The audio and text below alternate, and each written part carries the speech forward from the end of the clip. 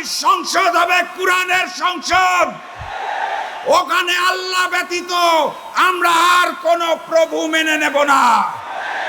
ওখানে হিন্দুস্তানের হিন্দুত্ববাদকে মেনে নেব না। ওখানে কসাই নরেন্দ্র মোদীর পরিকল্পনা মেনে নেব না। আওয়ামী লীগ যেভাবে দেশ ছেড়ে হিন্দুস্তান পালিয়েছে, বিএনপিকে বলতে চাই জনতার কাতারে আসুন, না হলে আপনাদেরও পালিয়ে যেতে হবে দেশ ছেড়ে। বিগত 2-4 দিন ধরে কোন দলের কোন নেতা জানি বলছিলেন এই জনসভায় মানুষজনকে আসতে দেওয়া হবে না। তাদেরকে বলতে চাই, বাবরি চত্বরে এসে দেখে যান।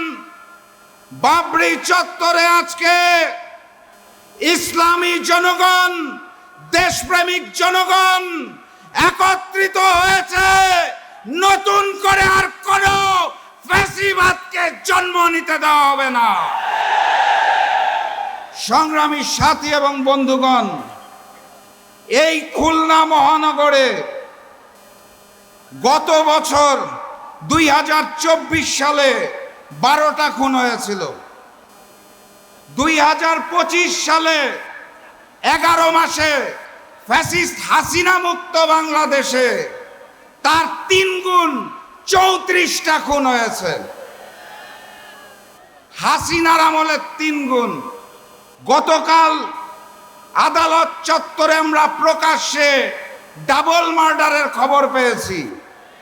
আর হাসিনা মুক্ত বাংলাদেশে ওই নতুন করে জেগে ওঠা সন্ত্রাসী সংগঠন বিএনপি খুনে ডাবল সেঞ্চুরি পার করে ফেলেছে।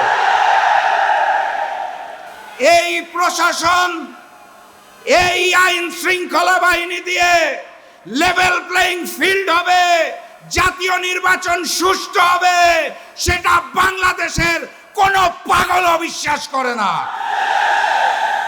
অতএব স্পষ্ট ভাষায় বলে দিতে চাই, জাতীয় নির্বাচন আমরা সঠিক সময়ে চাই, কিন্তু তার জন্য লেভেল প্লেইং ফিল্ড সৃষ্টি করতে হবে।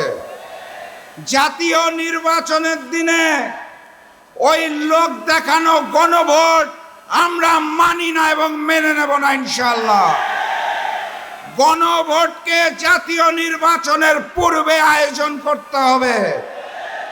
গণহত্যাকারী ফ্যাসিস্ট আওয়ামী লীগের কার্যক্রম যেভাবে নিষিদ্ধ করা হয়েছে, একইভাবে ওই গণহত্যাকারী আওয়ামী লীগের বৈধতা দানকারী জাতীয় পার্টি এবং 14 দলের কার্যক্রম নিষিদ্ধ করতে হবে। জুলাই সনদে 84টা বিষয় নিয়ে আলোচনা হয়েছিল। 84টা সংস্কার প্রস্তাবে 19টার মধ্যে নোট অফ ডিসেন্ট দিয়েছে বিএনপি। অর্থাৎ 25% বিষয়ে তাদের নোট অফ ডিসেন্ট। এখান থেকেই বোঝা যায় বিএনপি নতুন করে স্বৈরাচার হতে চায়। তারা সংস্কার মানে না। যারা নতুন বাংলাদেশের সংস্কার মানে না, তাদেরকে আমরা লাল কার্ড দেখাবো ইনশাআল্লাহ। গতকাল স্বাধীন কমিশন পিলখানা গণহত্যার রিপোর্ট দিয়েছে, আপনারা জানেন। সেই রিপোর্টে স্পষ্ট করে বলা আছে পিলখানা গণহত্যার জন্য আওয়ামী লীগ এবং ভারত দায়ী। আমার রিপোর্টটা দেখে ভালো লেগেছে, কারণ পিলখানা গণহত্যার পর সর্বপ্রথম আমার মরহুম পিতা শফিউল আলম প্রধান বলেছিলেন এটা বিডিআর বিদ্রোহ নয়, এটা পরিকল্পিত ঘটনা এবং এর পিছনে ভারত রয়েছে, শেখ হাসিনা রয়েছে। সেটা গতকাল প্রমাণ হয়েছে। আর একটা ছোট্ট ঘটনা বলতে চাই। 2 বছর আগে পিলখানা গণহত্যা দিবস উপলক্ষে আমরা একটি আলোচনা সভার আয়োজন করেছিলাম।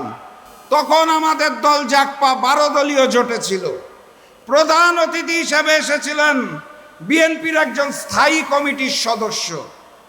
সেদিন আমি বক্তব্যের মধ্যে ওই হিন্দুস্তানের বিরুদ্ধে কথা বলেছিলাম দেখে বিএনপির ওই স্থায়ী কমিটির সদস্য রাগ করে সমাবেশ থেকে চলে গিয়েছিলেন। তারা বলতে চেয়েছিলেন বাংলাদেশের রাজনীতি করতে হলে, ক্ষমতায় থাকতে হলে হিন্দুস্তানকে নাকি তুষ্ট করতে হয়। 5ই আগস্ট বাংলার জনগণ জানিয়ে দিয়েছে বাংলার মাটিতে হিন্দুস্তানের আধিপত্যবাদ এবং আগ্রাসন চলবে না ইনশাআল্লাহ। প্রভু হিসাবে আমরা হিন্দুস্তানকে মানি না, আমাদের প্রভুর নাম মহান রব্বুল আলামিন আল্লাহ। আল্লাহ ব্যতীত কারো সামনে মাথা নত করতে চাই না। ক্ষমতায় যাওয়ার জন্য ওই পুরাতন আওয়ামী লীগ আর নতুন বিএনপি যদি হিন্দুস্তানের সাথে কারসাজি করতে চায়, তলে তলে গোপন বৈঠক করতে চায়, বাংলাদেশের জনগণ আর নতুন করে স্বৈরাচার চাঁদাবাজকে মেনে নেবে না ইনশাআল্লাহ। আমার প্রাণপ্রিয় উপস্থিতি, ওরা প্রভু মানে হিন্দুস্তানকে, আমরা প্রভু মানি আল্লাহকে। বিজয় কার হবে? আমার সামনে উপস্থিত তৌহিদি জনতা, স্পষ্ট ভাষায় জানিয়ে দিতে চাই, গণভোটে হাঁ বলো, 8 দলের প্রতীকে সিল মারো। গণভোটে হাঁ বলো, 8 দলের প্রতীকে সিল মারো। আগামীর বাংলাদেশ হবে ইসলামের বাংলাদেশ। আগামীর সংসদ হবে কোরআনের সংসদ। ওখানে আল্লাহ ব্যতীত আমরা আর কোন প্রভু মেনে নেব না। ওখানে হিন্দুস্তানের হিন্দুত্ববাদকে মেনে নেব না। ওখানে কসাই নরেন্দ্র মোদীর পরিকল্পনা মেনে নেব না। আওয়ামী লীগ যেভাবে দেশ ছেড়ে হিন্দুস্তান পালিয়েছে, বিএনপিকে বলতে চাই জনতার কাতারে আসুন, না হলে আপনাদেরও পালিয়ে যেতে হবে দেশ ছেড়ে। আমি সর্বশেষ ওই স্লোগানটা দিয়েই শেষ করব, যেই স্লোগানে হিন্দুস্তানের বুক কাঁপে, পুরাতন জালিম আওয়ামী লীগের বুক কাঁপে, নতুন জালিম বিএনপির বুক কাঁপে। স্লোগান ধরুন, নারায়ে তাকবীর, নারায়ে তাকবীর, নারায়ে তাকবীর। আবারও দেখা হবে, আবারও কথা হবে ইনশাআল্লাহ। এই স্লোগান দিয়ে বিজয়ীর বেশে আমরা ঘরে ফিরব, তার আগে মাঠ ছাড়বেন না।